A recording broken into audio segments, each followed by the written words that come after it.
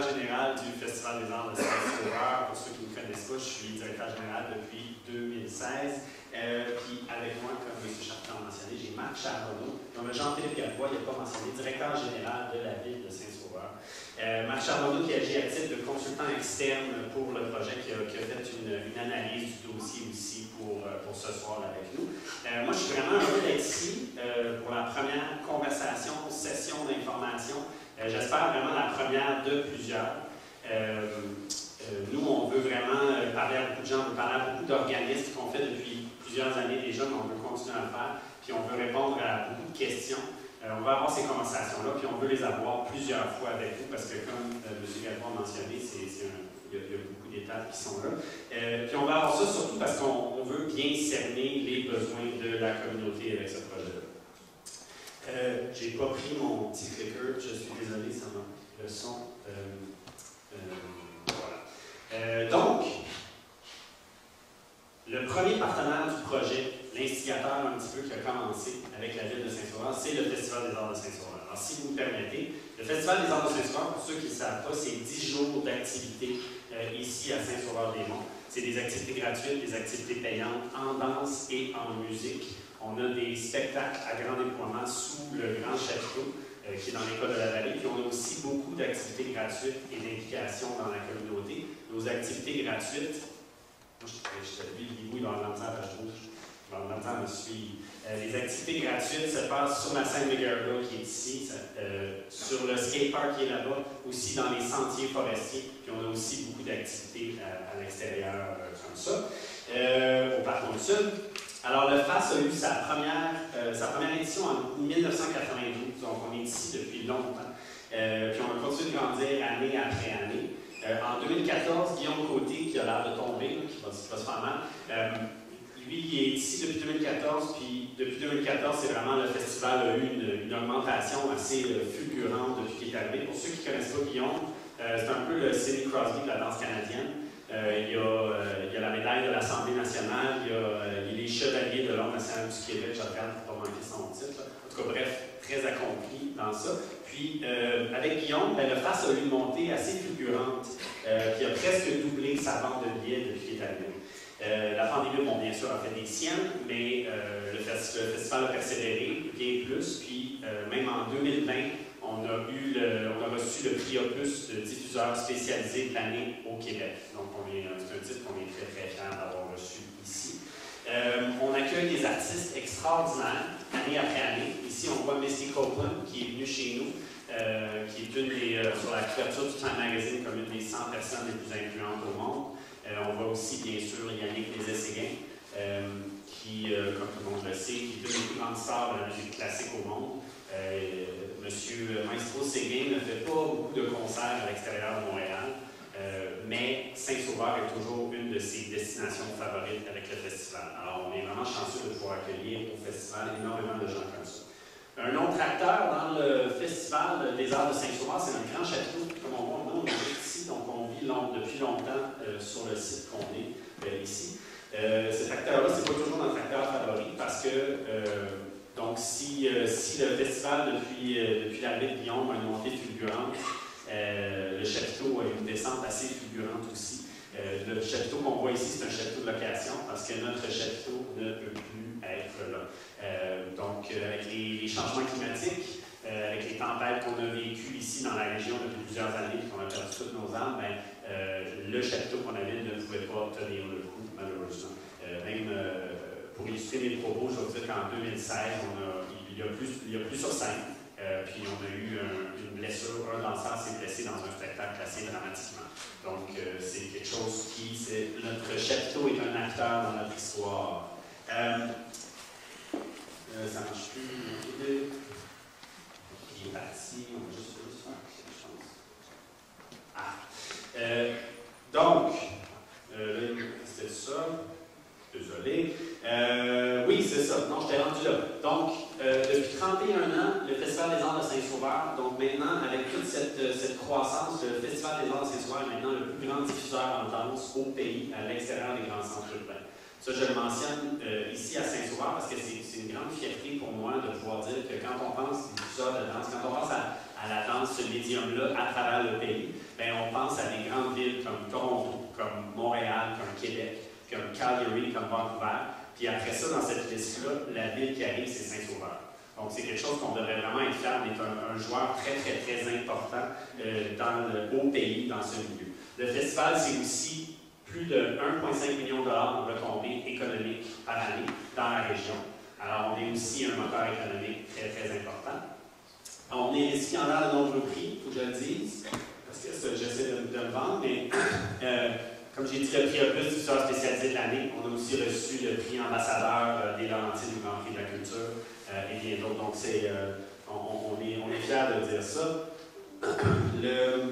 Le festival, c'est aussi énormément ajoute à la visibilité positive et le créneau haut de gamme de Saint-Sauveur, qu'on a beaucoup ici dans la région. La couverture médiatique du festival, en moyenne, c'est 180 articles, mentions et entrevues par année sur la télévision, la radio et les journaux imprimés. Donc, c'est beaucoup, c'est sûr, c'est très positif pour le festival, comme vous pouvez imaginer. C'est comme ça qu'on est capable de vendre nos billets et de faire parler de nous. Pardon. Mais c'est aussi une grande visibilité pour Saint-Sauveur. Puis, quand je parle de ça, c'est sûr, peut-être pas. La danse, c'est un créneau quand même assez mince. Peut-être que c'est pas pour la danse que vous venez à Saint-Sauveur. Mais vous entendez le nom de Saint-Sauveur souvent dans les articles, dans les journaux, dans les entrevues, que ce soit Guillaume, le téléjournal RDI, que ce soit Yannick à Salut Bonjour, ou Guillaume à Tout le monde en parle, ou Téléjournal RDI. Mais on voit que le Festival des Arts de Saint-Sauveur est toujours dans la visibilité publique. Saint-Sauveur est là dans la tête des gens. Donc, quand la fin de semaine, on pense à aller dans un restaurant ou dans un hôtel ou louer un chalet, ou si on peut déménager dans le Nord parce que pendant la pandémie, c'est pas correct. Mais l'endroit qu'on pense venir et qui fait augmenter les taxes de tout le monde, c'est Saint-Sauveur. Donc, qui fait augmenter la valeur des maisons, pardon, de tout le monde.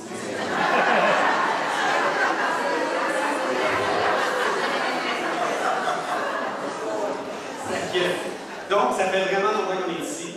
Ça fait vraiment longtemps qu'on est un moteur économique.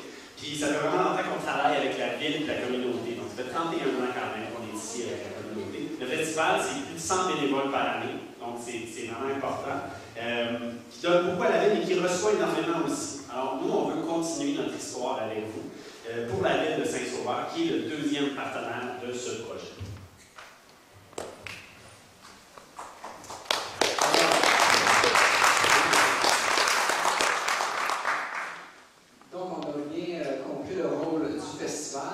Parlons maintenant de la ville de Saint-Sauveur. Alors, la ville de Saint-Sauveur a adopté sa première politique culturelle en 2016. Comme vous le savez, une politique, c'est un document qui décrit les enjeux, les axes d'intervention, les orientations, les objectifs qu'une ville se donne en lien avec la culture. Alors, à Saint-Sauveur, la ville s'engage à être un partenaire actif du développement culturel sur son territoire, afin d'offrir un environnement dynamique et stimulant. Et deuxième élément, elle s'engage également à élargir l'accès à la culture au bénéfice des citoyens de tout âge, des villégiateurs et des touristes, en se dotant d'espaces et d'équipements culturels de qualité. Je tiens à préciser que cette politique a été rédigée en ayant évidemment le citoyen au cœur de la démarche. C'est-à-dire que la population a été consultée lors de la rédaction de la politique, avant son adoption au conseil municipal. Et maintenant, le suivi de cette politique est assuré par le comité culturel sur lequel siègent également des citoyens. L'objectif de la ville de s'impliquer dans le développement culturel prend tout son sens parce que la MRC des Pays d'en haut est une des seules MRC québécoises sans infrastructure professionnelle de diffusion culturelle. Alors, voyons maintenant ce que nous avons à Saint-Sauveur comme infrastructure. Nous avons la scène extérieure McGarryville, bien sûr, qui est située, comme on le voit ici, dans le parc Georges-Fillon, à côté de l'église. Elle a été inaugurée en 2015. Et évidemment, ça va de soi, on présente des spectacles extérieurs seulement. Ensuite, nous avons...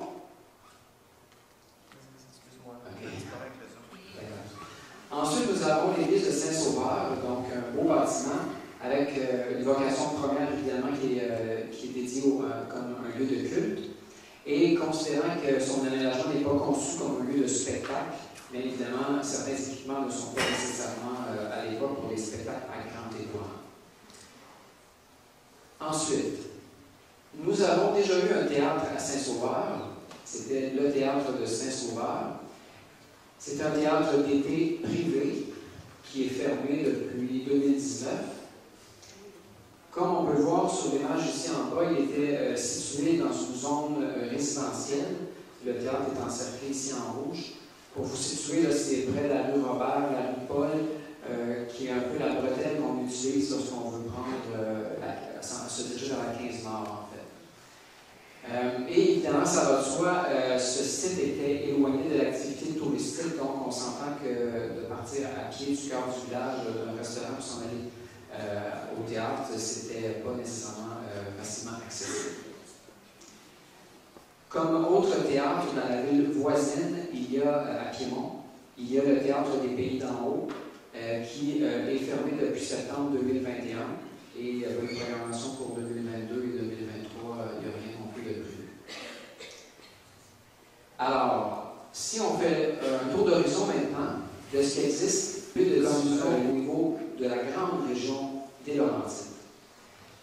Il y a le théâtre Le Patriote à Sainte-Agathe, le théâtre du Marais à Val-Morin et le théâtre Gilles Vignon à Saint-Jérôme, qui sont situés en moyenne environ à 40 à 45 minutes de route aller-retour de Saint-Sauveur. Alors, ça complète notre tour de l'horizon.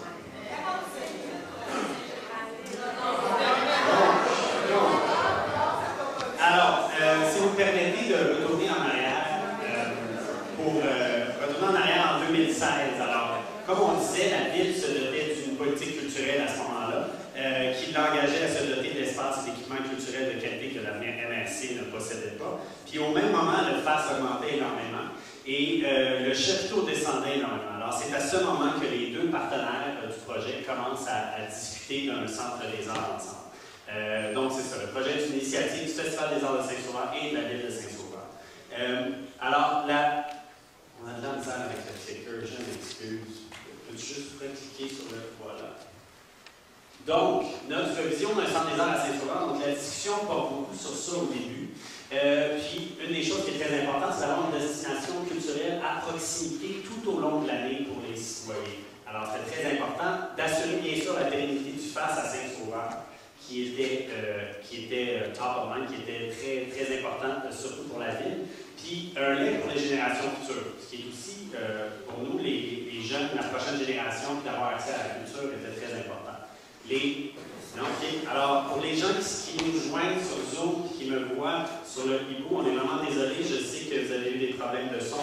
Je pense que vous êtes capable de nous entendre maintenant. Alors, bienvenue à vous à cette présentation pour la salle de spectacle. Donc, les retombées positives d'un centre des arts à Saint-Sauveur, croissance économique. Bien sûr, on parle d'un moteur économique extrêmement important. On va en parler un petit peu plus tard de toutes les retombées pour la région financière. L'immersion des jeunes dans les arts et la culture. Alors, quand on parle d'immersion des jeunes, ce qu'on veut, nous, avec une salle de spectacle, c'est de permettre à la prochaine génération de vivre l'expérience, d'assister et de participer aux arts et à la culture. Une salle à proximité, c'est ça qui leur permettrait de faire. On pense à des matinées jeunesse scolaires, bien évidemment, qui sont difficiles pour l'instant, mais on pense aussi à des ateliers avec les artistes qui viennent ici. On pense à des cours ou des clubs d'impro, de théâtre, de musique, de chorale et tout ça. Donc, c'est vraiment... c'est participer, c'est bâtir ces choses-là ici pour que les jeunes restent ici, pour les faire, que les opportunités qu'on leur offre ne sont pas ailleurs. On veut leur offrir aux jeunes des opportunités ici. L'enrichissement de la qualité de vie de la communauté, donc on le sait, les arts et la culture, il y a plein d'études qui sont là-dessus, pour tout ce que ça fait, le bon, malade, les arts et la culture, c'est vraiment ça pour la société. J'aimerais vous parler simplement d'un projet, ça ne marche pas Jean-Philippe, si tu peux me... Donc, d'un projet justement d'implication sociale dans la communauté du festival qui démontre un peu cette idée-là de ce que ça fait, de se rassembler ensemble comme ça, puis d'avoir une raison pour les gens de se rassembler finalement. Donc, la rencontre entre la danse et les aînés en perte d'autonomie, c'est un projet s'appelle mouvement de passage face. C'est des activités adaptées pour les résidents offertes dans 6 CHSLD de la région. Celui que vous allez voir, c'est un petit vidéo, 90 secondes. Celui que vous allez voir, c'est celui du CHSLD de Saint-Sauveur. Donc, c'est des résidents de Saint-Sauveur qui ont été rejoints. C'est un projet qui a été fait par la RSL Pays d'en haut avec le Festival des enfants de Saint-Sauveur, qui a justement gagné un prix au Grand Prix de la Culture. Faut-tu... voilà.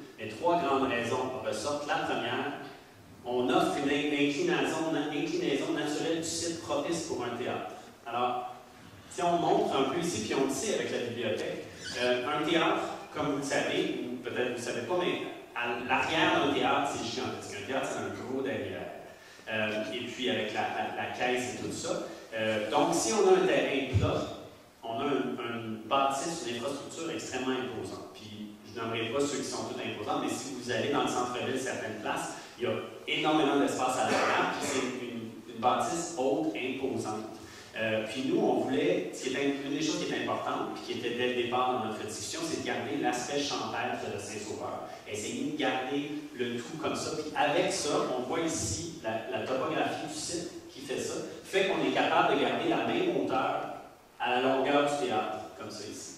Si on regarde ici, bon, c'est vide le théâtre, c'est pas des affaires dedans, il ne faut pas être vide, mais si on regarde ici, bien, on voit encore que c'est à la même hauteur que le chalet Pauline-Vanier. Donc, on garde ici quelque chose comme ça. Si c'était sur un terrain plat, ça serait la plus haute bâtisse, à part le clocher de l'église, dans la ville de Saint-Sauveur. Donc, c'était une des raisons très importantes.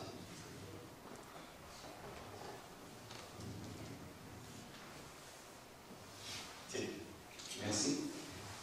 Alors, la deuxième raison pourquoi ce site, selon les experts, était à privilégier, c'est parce qu'il offre un nombre suffisant de stationnements municipaux à proximité. Donc, pour bien illustrer, regardons cette carte du village. Donc, en bleu, vous voyez le site de la future salle, qui est évidemment juste ici à côté. Et tout autour, en rouge, vous voyez l'emplacement des stationnements municipaux. Donc, ils sont situés à proximité de marche, évidemment, de l'endroit. Ça, c'est un élément important parce qu'il y avait déjà une présence de stationnement tout près. Parce que dans d'autres sites, tout à l'heure que Étienne mentionnait, qui ont été analysés, les endroits où il n'y avait pas de stationnement et où on aurait dû en fait aménager des stationnements. Possiblement également couper les arbres et modifier l'aménagement paysager.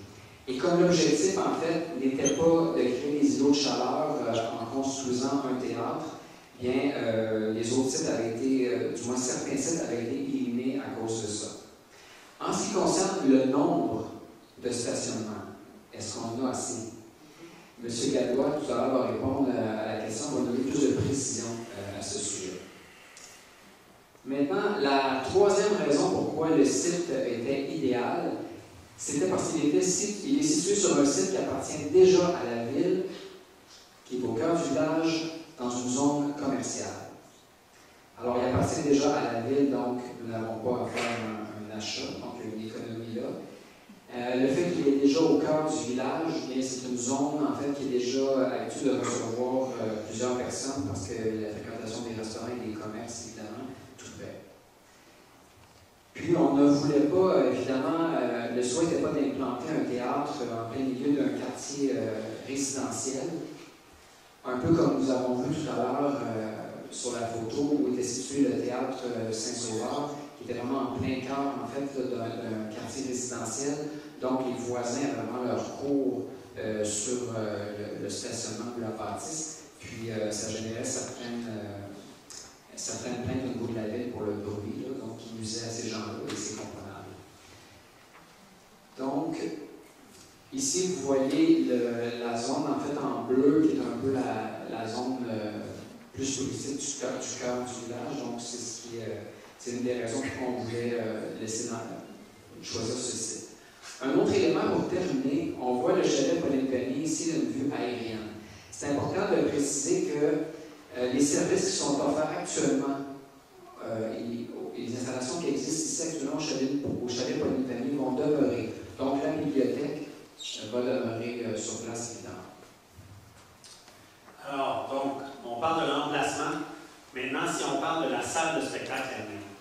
Donc, nous, on imagine une salle de spectacle de 592 sièges. C'est ça qu'on a découvert avec le marché qu'il y a ici, ce qui est disponible dans la grande région des Laurentides. Une salle de 592 sièges serait propice pour notre région. On pense aussi à une salle de spectacle qui se limite, qui se coupe presque à moitié, pour pouvoir avoir des éléments plus intimes. Donc, si on pense à la bibliothèque qui va amener des auteurs qui veulent le faire ici, bon, on a une possibilité de faire une salle plus intime.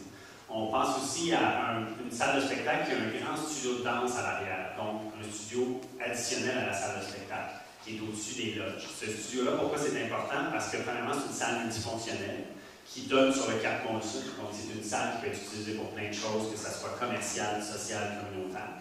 Mais surtout, c'est un studio de danse. Puis ça va vouloir dire que notre créneau va continuer à grandir parce qu'on serait finalement, un des seuls théâtres au Québec qui a un studio professionnel de danse qui est bâti dès la construction de la salle. Donc, ça serait le Grand Théâtre de Québec, la Place des Arts et nous. Donc, encore une fois, c'est quelque chose qu'on peut, qui va faire de nous quelque chose de spécial, de différent. C'est ce qu'on veut.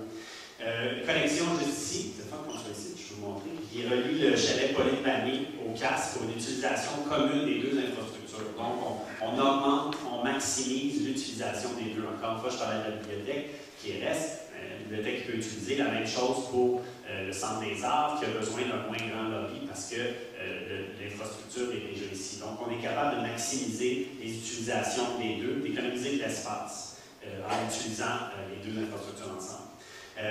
Pour ce qui est du look, je vous rassure encore une fois, l'idée est vraiment de garder l'aspect champêtre de Saint-Sauveur, bien évidemment, pour que ça fitte. Je sais qu'il y a des croquis qui ont circulé, mais c'est vraiment pas le plan final, comme M. Gabot a mentionné, il y a beaucoup d'étapes à la ville qui doivent être passées pour avoir des images. Quand on parle du look, je sais que je vais avoir la question plus tard, j'ai très hâte de voir de quoi ça va avoir l'air moi aussi, mais on n'est pas rendu là dans le processus. Puis, il y a vraiment beaucoup d'étapes à la ville qu'il faut passer, des étapes avec des comités où est-ce qu'il y a des citoyens qui sont présents. Puis, c'est à ce moment-là que, quand ces étapes-là vont être passées, que ça va être pertinent d'en discuter avec vous. C'est à ce moment-là qu'on va avoir d'autres séances d'information autour de ça. Donc, pour moi, le Centre des Arts, c'est plus qu'une salle de spectacle, c'est un espace culturel moderne qui peut offrir aussi des lieux de résidence résidence pour des artistes de la région. On parlait à plusieurs organismes, il y a énormément d'artistes, que ce soit Culture Laurentide ou juste des chanteurs, des musiciens de la région qui m'en ont parlé, puis qui justement on discute de leurs besoins qui sont très, très, très importants dans ça. Donc, on va parler de rentabilité du théâtre, mais avant de faire ça, j'aimerais juste vous donner une idée d'une semaine dans la vie du théâtre. Et j'avais peur de le faire parce que je sais que là, les gens ils vont dire, mais on a dit ça, c'était du lundi au jeudi, c'est ça qui se passe. Je voulais juste vous donner une idée de quoi ça a l'air une semaine dans la vie d'un théâtre. Donc, si on imagine, toutes les semaines vont être différentes, ça ne sera pas ça. Mais si on imaginait que la semaine prochaine, c'était, je vais changer de page, on imagine ça ne marche plus, Jean-Philippe. Merci, monsieur. On pense à l'utilisation communautaire et commerciale de la salle de théâtre et du grand studio. Ça, ce que ça veut dire, c'est qu'on imagine un lundi soir un club de chorale des écoles qui vient se présenter, pratiquer sur la scène pour avoir cette expérience-là. Ou un mardi, on imagine que le manoir Saint-Sauveur, qui a une conférence de compagnie pharmaceutique, comme il mentionnait à moi une semaine dernière, qu'ils accueillent et qui ont besoin d'un endroit plus grand pour faire leur présentation de cette conférence-là, pour pouvoir les accueillir au manoir, et qui prennent le centre des arts toute la journée pour faire ça. On imagine un mercredi, une matinée scolaire pour toutes les écoles primaires du coin, avec une pièce de théâtre, puis le soir des cours dans la salle multifonctionnelle, d'arts martiaux, ou des cours de judo, ou tout simplement des cours de yoga ou de danse. Un jeudi, on imagine la Société des auteurs qui invite un artiste pour présenter son nouveau livre. Après ça, un vendredi, un samedi, bon, on imagine que ça va être un endroit pour faire des spectacles, bien évidemment, des spectacles en soirée de danse, de musique, des théâtres, des films, des concerts. Puis un dimanche, on imagine que justement les artistes vont vouloir enregistrer leur album ou leur prochaine chose ici, avec l'acoustique qui va être faite à eux, les artistes de la région, je pense. Puis quand on parle de spectacle en soirée, juste pour qu'on comprenne c'est quoi la moyenne, puis surtout pour nos études, nous, ça a été fait assez. Les études ont été faites avec des ambitions modestes pour être sûr qu'on rejoint tout. Donc, on parle de 65% de la capacité de la salle dans ces spectacles-là, en moyenne, annuellement, qu'on reçoit. Donc, c'est 390 personnes, ce qui est presque, c'est un petit peu plus que, un petit peu moins que le double de ce qu'on est ici aujourd'hui, sur 592 sièges. Donc, on parlait de la rentabilité. Alors, c'est un aspect important. Voilà pourquoi on a confié l'étude de faisabilité de la rentabilité à la firme Leclerc et la Coursière. Leur concept de rentabilité a été basé sur des coûts de billets moyens peu élevés. Donc, comme j'ai mentionné, on a eu vraiment notre étude a été faite sur des idées vraiment modestes pour être sûr qu'on est correct. Une occupation de 65% de la salle pour les spectacles. Et puis, sur un faible pourcentage de subvention au fonctionnement, beaucoup moins que ce que certains théâtres reçoivent pour être sûr.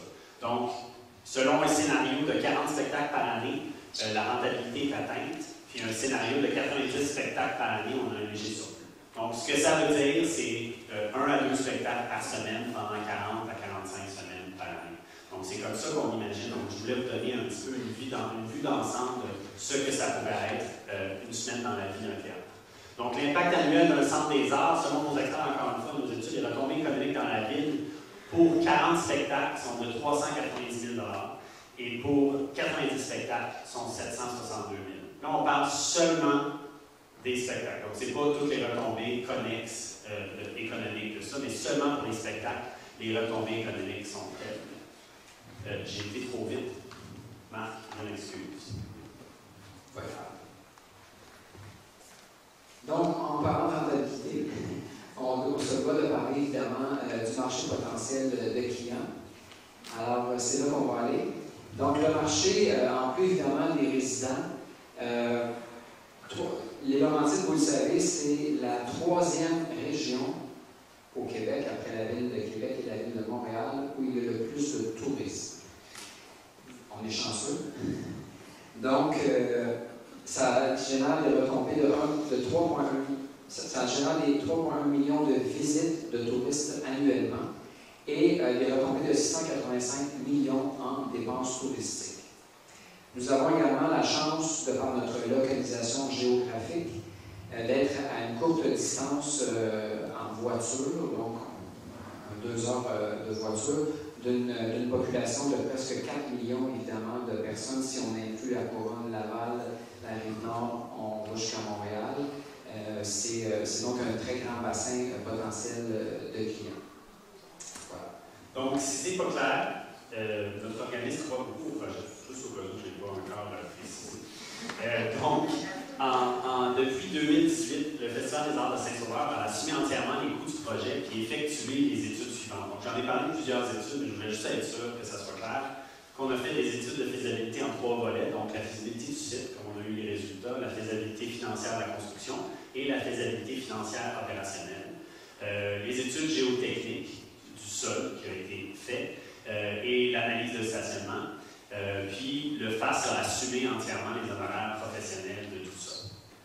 Si on parle du financement de la construction de la salle, donc le coût de la construction de la salle, présentement, encore une fois, on est très en amont, mais on parle d'une salle de 15 millions de dollars. Les coûts de construction assumés par la FAS de 15 millions de dollars. Il est assumé que le gouvernement provincial, le gouvernement fédéral va aider, mais on est vraiment chanceux de pouvoir compter sur un grand nombre de donateurs privés qui font une grosse partie de la part, comme ça. Donc, on est très reconnaissant de ceci. Je mentionne que le coût de construction à ce jour assumé par le coût de construction assumé par la ville est de 0 $. Donc, puis on parle vraiment de coût de construction de la bâtisse. M. Gadbois va vous parler des coûts connexes qu'il y a, mais les coûts de construction assumés par la ville, c'est de 0. Alors, si on compare le théâtre Gémignaud de Saint-Jérôme, il y a eu 27 % des coûts qui ont été assumés par la ville de Saint-Jérôme. Puis le théâtre Patriote à Sainte-Agathe, il y a 33 % des coûts qui ont été assumés par la ville de Sainte-Agathe. Donc, les partenaires du projet, si on précise un petit peu plus, après vous avoir donné une vue d'ensemble comme ça, comment on voit les rôles de chacun.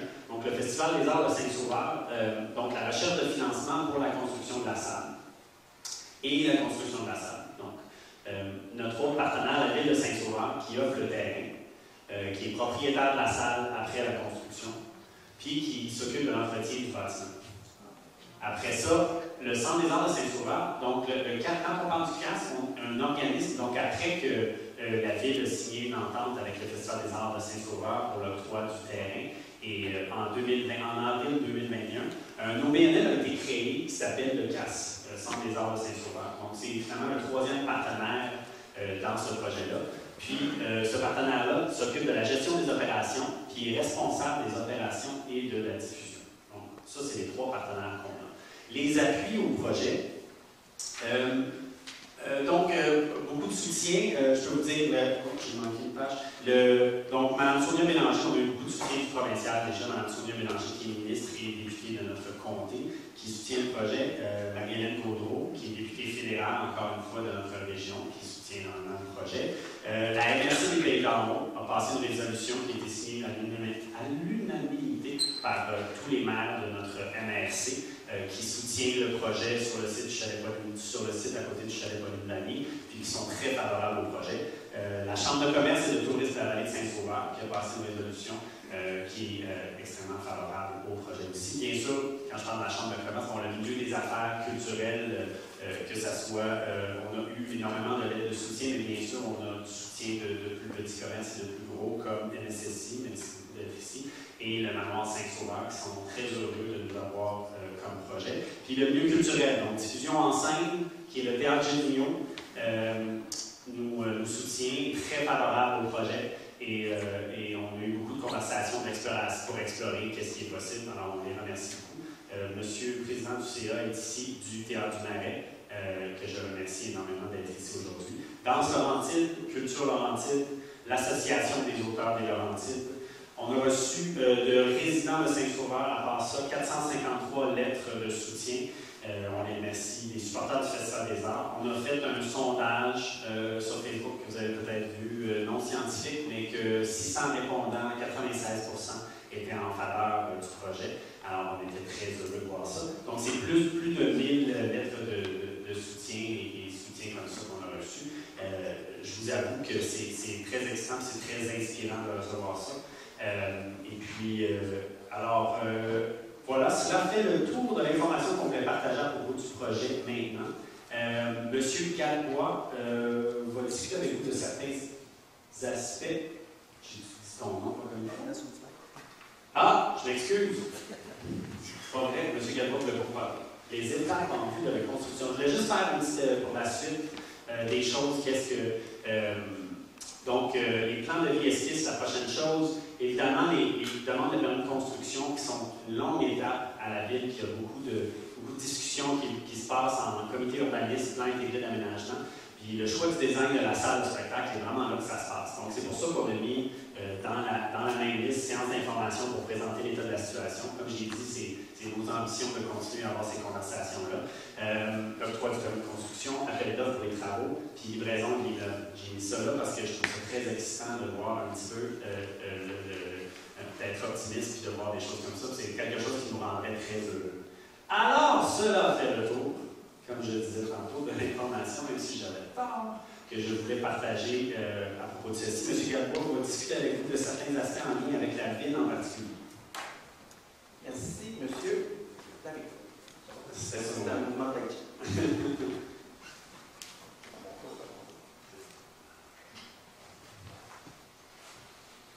Alors, parlons stationnement. Stationnement, beaucoup de questions au sujet des stationnements. Tout à l'heure, Marc a présenté une carte là, qui est pas mal similaire à des petites distinctions.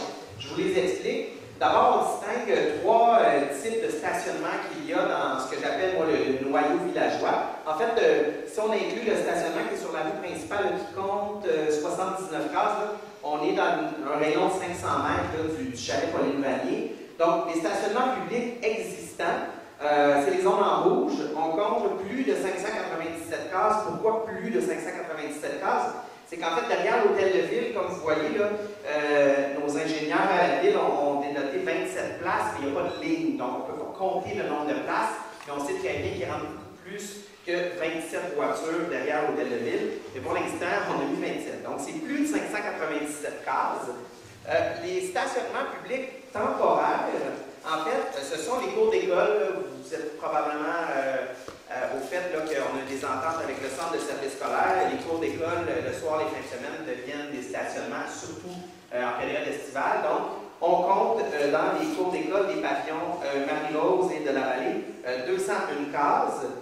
Et on l'a mis à titre informatif parce qu'évidemment, on sait que le projet va se faire. D'ailleurs, la première pelletée de terre s'en vient incessamment de la nouvelle école primaire. On va compter 2 stationnements, un de 60 cases et un de 30 cases, ce qui fait 90 cases. Donc, ça nous mène, si on inclut les cases sur rue, des rues limitrophes, on n'a pas calculé toutes les cases sur rue de Saint-Sauveur, mais disons la principale de l'église de la gare Filion, ce secteur-là, on compte 170 cases. Donc, ça nous mène à un total de 1058 cases.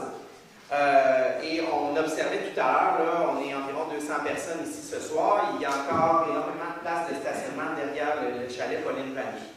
Donc,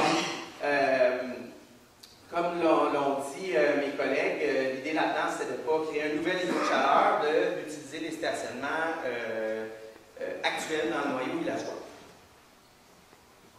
Ensuite, au niveau des infrastructures, je réponds un peu à des questions qui ont été soulevées soit à la séance du conseil du mois de février ou sur les réseaux sociaux. Qu'en est-il des infrastructures de l'hygiène du milieu? Donc, l'hygiène du milieu, ce sont les eaux usées et le réseau d'aqueduc. Donc, la première chose, c'est que nos réseaux peuvent très bien absorber l'ajout d'une salle de spectacle. Ça, il n'y a pas de problématique, il n'y a pas de conduite à remplacer là, dans le quadrilatère ici si on ajoutait demain matin une salle de spectacle. On l'a mis par souci de transparence parce que notre service d'ingénierie m'a souligné qu'il y avait ces éléments-là à ne pas oublier, mais vous voyez, c'est quand même marginal. Il faut prévoir l'ajout d'une nouvelle borne fontaine ici derrière le chalet Pauline Vanier. Et il y a un égout pluvial qu'on va devoir remplacer parce que cet égout pluvial-là débute à l'avant du chalet Pauline Vanier, passe ici à l'extérieur et va se brancher sur une conduite de collection. C'est ce que je voulais dire. Donc, cet égout pluvial-là va falloir le remplacer parce qu'il va ultimement passer sous la salle de spectacle. Un coût de 30 000 $. Ce qu'on a écrit, c'est que dans le fond, on n'est pas rendu là encore, là, mais ce 35 000 $-là pourrait, je pense, aisément être absorbé dans les coûts de construction de 15 millions là, de la salle. Ensuite, les infrastructures à relocaliser. Donc, je vais parler ici des 3 terrains de tennis en terre battue qui sont derrière le chalet Pauline Vanier. L'élément important à dire, c'est que ça fait très longtemps que c'est dans les cartons de la ville de déplacer les terrains en terre battue. En fait, la volonté, c'était de regrouper à la fois les terrains qui sont près de l'école Marie-Rose et les terrains en terre battue à un seul endroit. Donc, ce n'est pas la salle de spectacle qui fait en sorte qu'on va devoir déplacer les terrains. C'est une volonté de faire en un seul lieu l'ensemble des terrains de tennis municipaux. Donc, ce n'est pas une donnée qui est nouvelle. Évidemment, il y a toujours beaucoup de projets dans les cartons de la ville. Ça en fait partie. Et ultimement, est-ce qu'il y a un lieu de relocalisation qui a été identifié? La réponse, c'est non. À l'heure actuelle, c'est en réflexion, mais ça n'a pas été prévu. Combien ça coûte de relocaliser 3 terrains de tennis? On a mis quand même une grande tranche parce qu'on s'est informé un peu, mais bon, on est dans un contexte d'inflation. Les prix peuvent varier beaucoup. Donc, relocaliser ou refaire 3 terrains de tennis, là, ça ressemble à un investissement entre 500 000 et 750 000 $. Ce qui représente, sur un compte de taxe d'une maison moyenne, à Saint-Sauveur, la maison moyenne, la valeur c'est 381 279 $.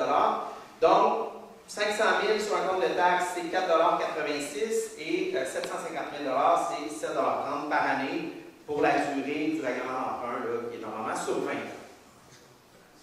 Le parc 0,5 ans. Parc 0,5 ans, l'information importante à donner ce soir, c'est que les modules dans un parc, ça a une durée de vie. Hein? C'est aux intempéries, le gel, le verglas, et sont souvent très utilisés par les enfants, parfois sont un peu mal utilisés, vandalisés. Donc, ça a une durée de vie limite. Les fabricants mettent une date d'expiration sur ces modules-là. Les modules du parc 0,5 ans ont dépassé leur durée de vie. Donc, qu'il y ait ou non une salle de spectacle à cet endroit-là, il va falloir remplacer à court, moyen terme les modules du parc 0,5 ans. Ce qui reste dans un parc actuellement, c'est la surface absorbante, quand les enfants chutent pour pas qu'ils se blessent. Donc, on a mis une estimation là, qui est très généreuse de 100 000 $ pour refaire un parc 0,5 ans. C'est très généreux, on va avoir des beaux modules là, pour cet investissement-là. Le coût sur un compte de taxe d'une maison moyenne, c'est 97 sous par année pendant 20 ans. Ensuite de ça, ce qui se passerait sur au budget de fonctionnement de la municipalité, parce que là on parlait de règlement d'emprunt, ce serait l'entretien du bâtiment. Comme l'a dit Étienne, ce qui est prévu dans la fameuse entente qui a été signée en avril 2021, c'est que la Ville assume l'électricité, le chauffage, les assurances du bâtiment. On a évalué ça à 150 000 $. Ça aussi, je vous dirais que c'est très généreux. On voulait être sûr de ne pas se tromper. Donc, 150 000 $ pour faire fonctionner un bâtiment neuf, c'est beaucoup. Moi, on voulait être sûr de présenter des chiffres très réalistes. Le coût sur un compte de taxe d'une maison moyenne, toujours à 381 000 $, c'est 16 $ par an. Donc, si on met tous ces chiffres-là ensemble, le moins que ça peut coûter, c'est 5,83 $. Donc, c'est le moins. Et le plus, si on prend les 3 chiffres les plus élevés là, de ce que je viens de vous présenter, c'est 24,27 $ par année.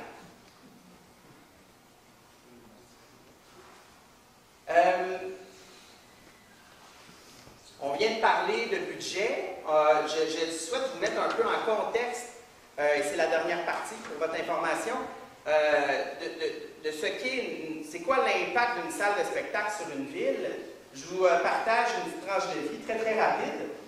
Je travaillais dans une autre municipalité avant d'être à Saint-Sauveur. Je suis ici depuis octobre. Je n'aimerais pas laquelle, mais ce que je peux vous dire, c'est que cette municipalité-là n'a pas de secteur commercial.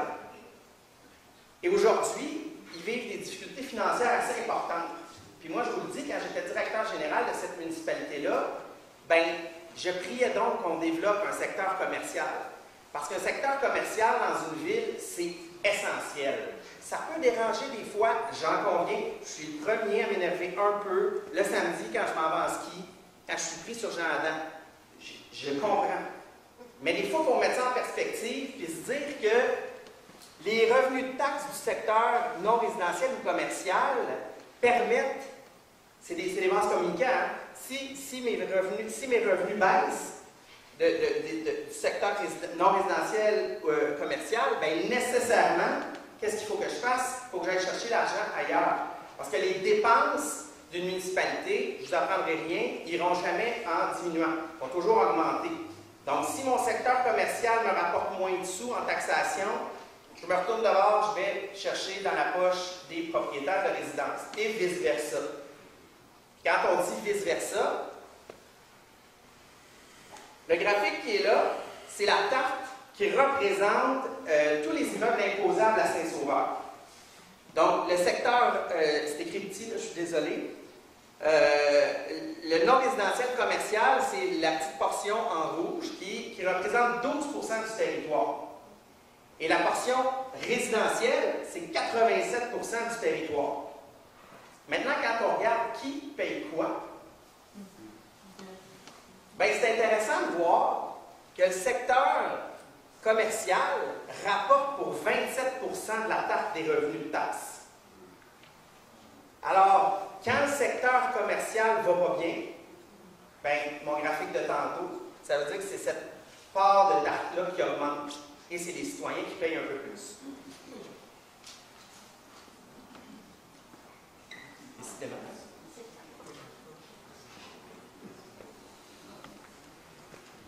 Et je vous présente cette courbe-là, c'est un peu petit, mais vous voyez quand même là, une chute dans la valeur commerciale de nos propriétés commerciales à Saint-Sauveur. On voit là, au rôle d'évaluation 2016, 2017, 2018, dans toutes les valeurs, les propriétés imposables à Saint-Sauveur, le commercial représentait 15%. Et là, au 9 février 2023, on est à 12,89%. Ce que ça veut dire, c'est que le secteur commercial perd la vitesse.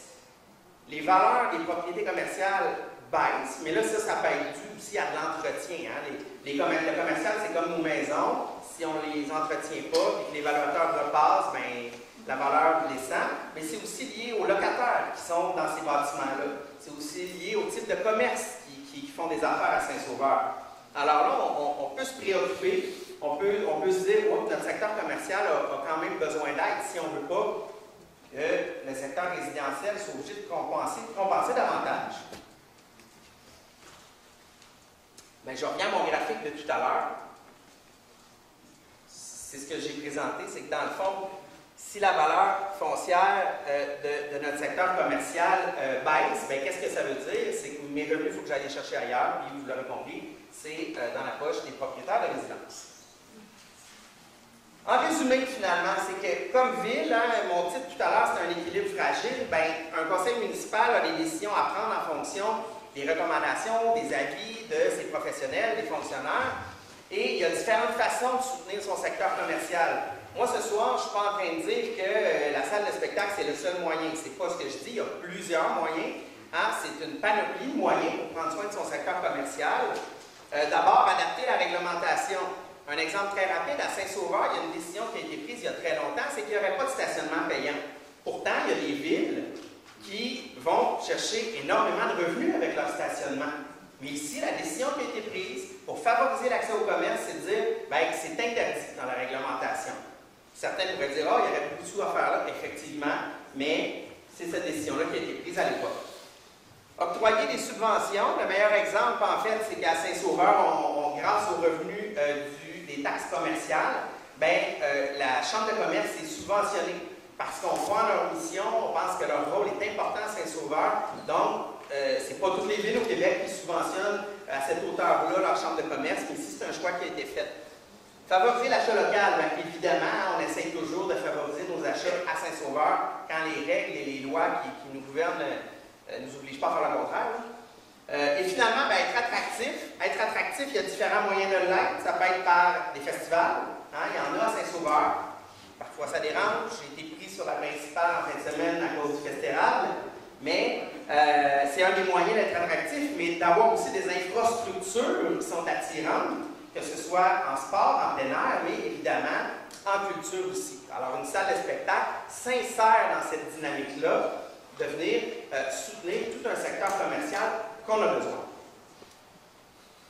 Je termine là-dessus. Je vais passer le micro à Étienne, mais juste avant, en fait, comme directeur général, ce que j'ai envie de vous dire, c'est qu'à la lumière de toutes les informations qu'on a, avec les échanges qu'on a avec nos professionnels à l'Hôtel de Ville, la venue d'une salle de spectacle telle qu'elle est présentée ce soir ne mettra pas du tout en péril la santé financière de la Ville de Saint-Sauveur.